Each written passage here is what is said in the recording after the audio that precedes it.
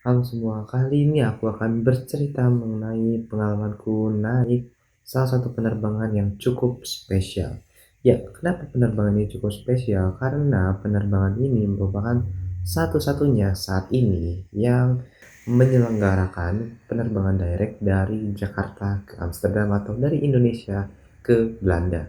Jadi benar-benar ini satu-satunya hingga saat ini Januari tahun 2023. Gak tahu kalau kedepannya ada perubahan, cuma ya saat ini satu-satunya sih gitu. Jadi yaudah kita akan langsung aja mulai videonya.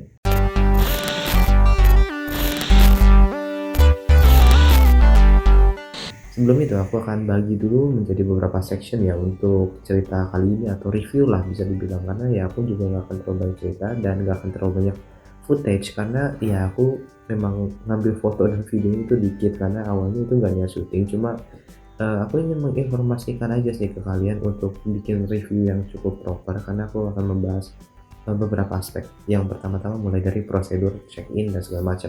Nah, pertama-tama untuk proses untuk mau ke penerbangannya ya itu biasa aja sih sama seperti penerbangan internasional lainnya. Kalian masuk ke Terminal 3 dan cari booth Garuda. Nah, untuk booth Garuda itu lumayan besar banget dan beda dari yang lain. Jadi mantap sih itu, petugasnya juga banyak dan kalau ngantri pun nggak akan terlalu lama gitu ya, jadi mantap sih. Nah, untuk setelah itu habis check-in kalian ke imigrasi dan semacamnya itu ya proses penerbangan internasional memang seperti itu ya. Habis itu bla bla bla kalian tunggu di boarding gate dan setelah itu kalian masuk ke pesawatnya. Nah, pertama-tama yang aku ingin mention dulu adalah ketika di boarding gate kan kita satu pesawat itu nungguin di bagian yang dekat mau daerah masuk ke pesawatnya.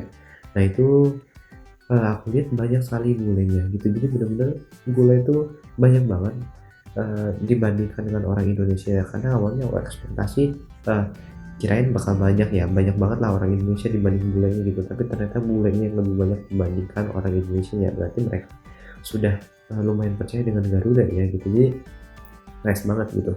Nah, setelah itu lebih tepatnya itu kita masuk ke pesawat seperti biasa, disambut dengan kru Garuda yang sudah dikenal ramah dan memang ramah untuk penerbangan ini juga, dan akhirnya aku duduk ke kursi. Nah, untuk kelengkapan atau fitur dari kursinya itu ada gimana, menurutku, ini nggak bisa diunggulkan untuk Garuda ini. Garuda ini harganya, by the way kita belum ngomongin harga ya, nanti harga akan di akhir.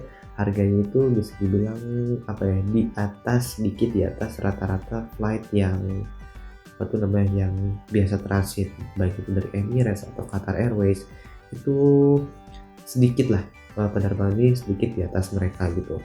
Tapi untuk kelengkapan dan fitur dari kabin itu bisa dibilang ya, nggak terlalu baik atau kalah dari mereka gitu ya. Tapi semua hal yang perlu itu sudah di-cover gitu ya, mulai dari layar entertainment ada, footrest ada, armrest ada, lampu ada, meja ada, ya semuanya ada memang, cuma nggak bagus gitu. Contohnya aja layar yang kita dapat di pesawat Garuda ini itu kecil banget coy. Nah bener-bener kalau kecil banget banget banget banget sih enggak ya, cuma udah sangat kelihatan outdated seperti ini. Nanti aku akan masukin gambarnya di sini. Ya bener-bener kayak kuno nggak sih, ini layarnya kayak bener-bener dari tahun 2007 gitu. Ini kelihatan kuno, ini harus direvitalisasi sih. Dan yang jadi masalah adalah ini layarku normal ya, tapi layar orang di sebelahku dan sebelahnya lagi itu layarnya redup banget, bukan karena settingan atau apa ya, tapi karena memang layar itu kan ada umurnya. Ketika layar itu umurnya sudah habis, pixel-pixel yang udah keluar gak tahu kemana, jadi udah nggak sanggup nyalain pixel tersebut, sehingga jadi nggak bisa memancarkan cahaya atau jadi layarnya makin redup. Nah itulah pokoknya usia layarnya itu sudah habis, jadi ya memang ini sesuai dengan umurnya sih, udah lama banget gitu ya. Nah setelah itu dia ada footrest, di bawah ada tempat kantong untuk penyimpanan juga, dan untuk di bagian kiri kita itu nanti ada, kalian dapat kontrol yang kayak bentuknya sih kayak telepon gitu, dan apa namanya, dia bisa kontrol untuk lampu dan untuk infotainment, bisa pause, gedein volume dan semacamnya, walaupun kalian bisa pencet-pencet juga di bagian tombol fisik di bawah layarnya. Nah setelah itu untuk sandaran dia itu bisa reclining atau bisa direbahin sedikit, tapi sedikit aja, mungkin sekitar berapa ya, sekitar 5 cm lah kurang lebih, nggak terlalu banyak, not that big of difference. Nah untuk kelengkapan itu bisa dibilang ini lumayan lengkap sih, karena Garuda ini salah satu yang paling lengkap. Kalau yang lain itu selimut kadang-kadang harus bayar, tapi kalau Garuda ini dikasih free. Tapi bukan dibuat dibawa pulang ya, yang boleh kalian bawa pulang adalah earbuds dan eye mask, itu boleh kalian bawa pulang. Kayaknya itu ada di bentar. Ya ini dikasih pouch lagi, jadi mantap sih, dikasih pouch. Dan pas check-in juga kalian sebenarnya dapet kayak pouch juga, kayaknya aku ada juga deh. Kalian aja lihat dulu ya. Nah nih, ini pouchnya itu berisikan masker dan hand sanitizer, jadi lumayan oke banget sih. Ini penerbangan tahun, wah tumpah dong, oh tumpah, oh ini hand sanitizernya ya Mustika Ratu, dan wangi banget, wanginya tuh kuat banget ya. Aduh ya tadi kita taruh nada dulu, dan ini jadi basah bagian dalamnya. Dan kita pun tuh kan dapat masker nih, masker warna biru tapi nggak ada tulisan Garudanya ya, jadi ya begitu aja sih. Nah ini pouch ini bagus nih, gambarnya tuh ada logo Garuda Indonesia juga, dan ada resletingnya. Nah di sini dia ada ini kaos kaki ya, ini kaos kaki apa sih, atau masa kaos kaki ya. Nah kita coba dulu aja deh. Oh iya ini kaos kaki ya, kaos kaki tapi ya lumayan lah, at least kalian dapat kaos kaki.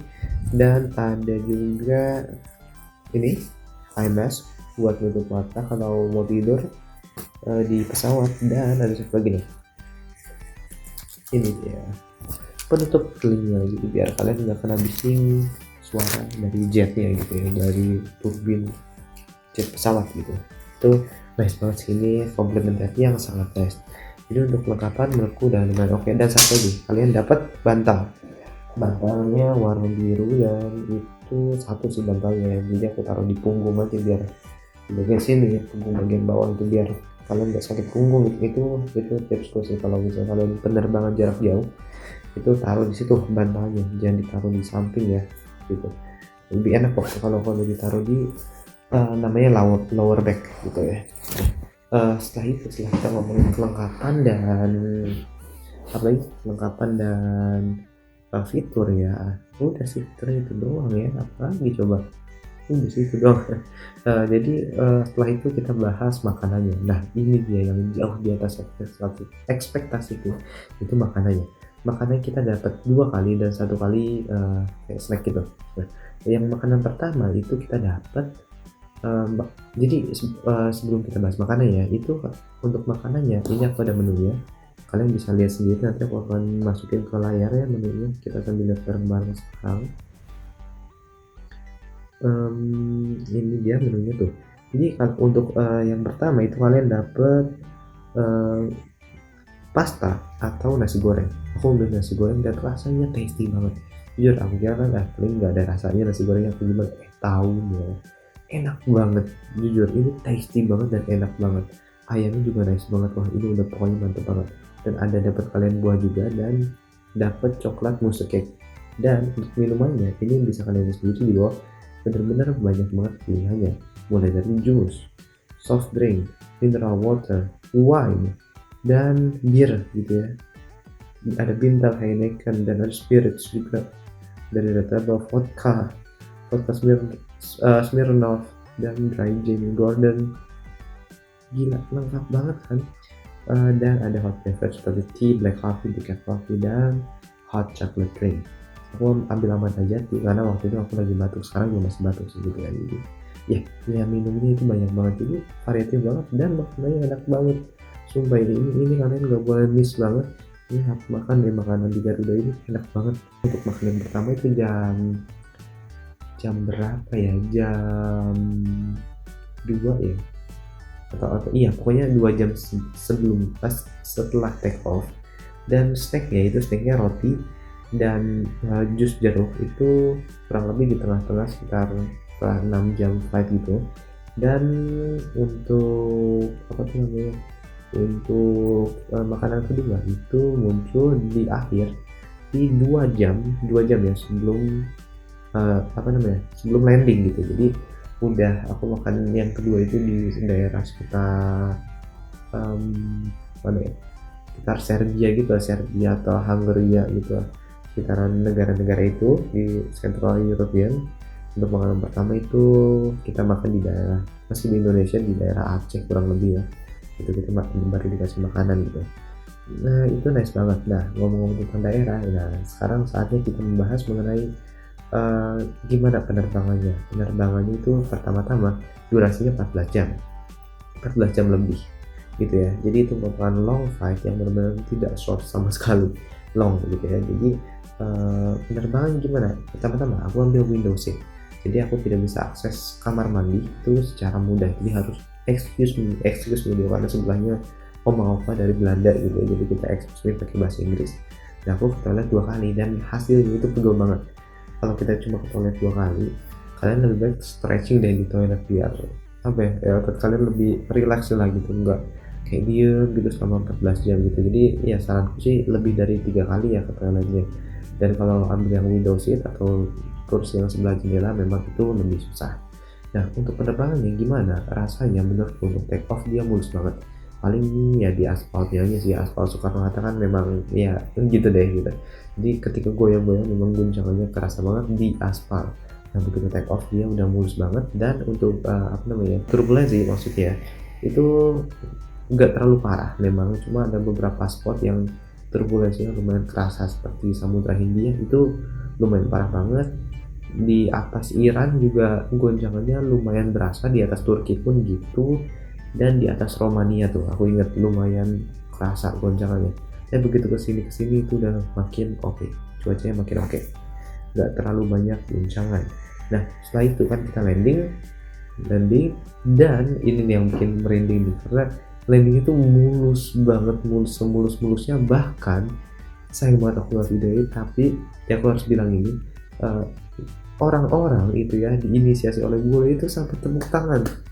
Jadi satu pesawat tepuk tangan karena ya mereka sangat appreciate seberapa mulus landingnya Garuda Indonesia di N88 ini. Aku sampai wah gila, ini keren banget sih gitu. Garuda Indonesia bisa bikin bule-bule impress, ini keren banget. Nah beneran ini satu pesawat dari depan sebelah itu benar-benar tepuk tangan, jadi aku juga ikut tepuk tangan dan itu keren banget. Jadi ini nice banget untuk pilotnya. Sayangnya aku nggak tahu nama pilotnya siapa, cuma Garuda GA88 tanggal 12 Januari tahun 2023 itu pilotnya nice banget, keren. Dan aku juga sempat dengar dari bule yang di sebelahku nih, bilang ke apa namanya, ke pramugarinya, katanya servisnya bagus banget, very very good service katanya gitu, kata si opa dari Belanda ini. Jadi ya memang Garuda Indonesia mendapat pujian dari bule-bule sih, karena pertama servisnya bagus dan landingnya itu luar biasa bagus banget. Landingnya mulus banget tanpa gimana-gimana, bahkan gak kerasa gitu, bisa dibilang hampir gak kerasa. Jadi gak usah diragukan lagi untuk skill dari penerbangan Garuda Indonesia, penerbangan di N88 ini benar-benar mantap banget. Bahkan saya bule-bule itu mantap tangan, keren. Dan untuk pembahasan terakhir mungkin membahas kelebihan dan kekurangan kali ya. Aku akan membahas kelebihan dan kekurangan itu karena tadi kita udah membahas awalnya prosedurnya, kedua kita udah bahas fiturnya dan kelengkapan dan segala macamnya, ketiga kita udah bahas makanannya, dan keempat kita udah bahas juga proses dari penerbangannya. Nah sekarang kita akan bahas untuk kelebihan dan kekurangan yang aku rasakan dengan melakukan penerbangan Garuda Indonesia GA88 dari Jakarta ke Amsterdam. Nah kelebihan dulu deh, kita akan bahas kelebihan dulu. Yang pertama-tama adalah pilotnya jagoan. Nah gitu, itu udah no doubt karena pilotnya jagoan. Tapi pilot ini mungkin ganti-ganti ya, nggak tahu deh ganti-ganti apa gimana, cuma mungkin ini nggak bisa dijadikan acuan 100%. Nah selanjutnya, kelebihan selanjutnya itu adalah makanannya enak bener. Kalian bisa milih antara makanan western dan makanan Indonesian. Aku saranin sih kalian ambil makanan Indonesianya aja ya, karena bener-bener tasty banget dan enak banget gitu ya. Untuk kelebihan selanjutnya mungkin apa ya, ini satu-satunya flight direct itu sih, itu menjadi alasan terbesarku ngambil flight ini gitu ya. Nah mungkin itu aja 3 kelebihan yang sangat aku rasakan, dan mungkin aku akan bahas juga 3 kekurangan yang sangat aku rasakan. Pertama-tama adalah apa ya, dia nggak ada wifi. Ada wifi sorry, tapi harus bayar pakai credit card dan itu ngeselin banget. Jadi aduh, aku tidak punya credit card itu, jadi ya ampun, emang nggak bisa ya pakai debit, dan dia bilang tidak bisa. Jadi ya oke, kita eh, tanpa wifi, tanpa internet selama 14 jam, itu agak-agak menyedihkan banget. Nah, yang kedua itu adalah infotainment dan kabin secara overall itu menurutku perlu di-refresh lah. Itu desainnya udah lumayan jadul gitu ya, ini joknya apa, kursinya juga coklat, yang patternnya juga kesannya jadul, dan juga untuk infotainment sistemnya itu kesannya udah jelas jadul banget gitu ya. Itu menurutku perlu di refreshment lah, perlu di upgrade gitu ya, atau diperbarui gitu lebih tepatnya gitu. Nah, untuk selanjutnya kekurangan yang terakhir adalah dari mungkin apa ya, availability-nya kali ya, atau ketersediaan flight-nya, karena flight ini cuma seminggu sekali, mungkin karena demand-nya juga nggak begitu banyak ya aku rasa, karena kan flight itu akan ngikutin demand gitu. Jadi ya paling itu sih, itu akan nyusahin kalian ketika kalian butuh flight di hari yang sesuai dengan jadwal kalian. Itu bakal susah karena untuk saat ini saya cuma ada satu penerbangan untuk Jakarta Amsterdam setiap minggunya, yaitu hari Kamis tengah malam, dan kalian bakal nyampe hari Minggu, hari Jumat pagi gitu. Jadi ya gitu, 3 kelebihan dan 3 kekurangan yang aku rasakan di penerbangan GA88 by Garuda Indonesia dari Jakarta to Amsterdam gitu. Itu aja untuk pembahasanku kali ini. Aku udah cerita lumayan lengkap banget dari proses awal sampai akhir, kelebihan kekurangan dan cerita overallnya mengenai proses penerbangan Garuda GA88 yang cukup spesial ini. Jadi gimana pendapat kalian mengenai penerbangan GA88 ini? Apakah ada yang udah pernah juga, atau misal ada yang baru mau gitu, ada yang mau ditanyakan, siapa tahu aku bisa jawab, boleh banget ditanyakan di komentar di bawah. Jadi sekian aja video kali ini.